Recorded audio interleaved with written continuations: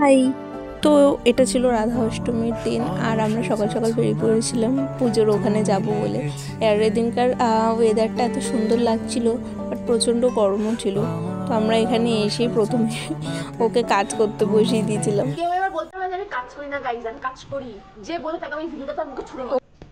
তারপর আমরা একটু সকালে টিফিন করতে বসে পড়েছিলাম। তারপর খাওয়া দাওয়া হয়ে গেলে আমরা চলে গিয়েছিলাম পুজোর ঘরটা একটু টুকিটাকি কাজবাজ করে দিয়েছিলাম।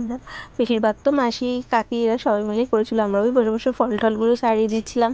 তারপর নৈবেদ্যটা একটু সাজিয়ে দিলাম। আর ওদিকে দাদা এসেছিল পুজোর জন্য, দাদা পুজোর সব জোগাড়জাতি করে। আসলে অষ্টমীর অঞ্জলিটা তো সন্ধেবেলাই হয়েছে, দুপুরবেলা ওই আর কি এমনি পুজো আর ভোগ ঠোক দেওয়া এই সমস্ত কিছুই হচ্ছিল।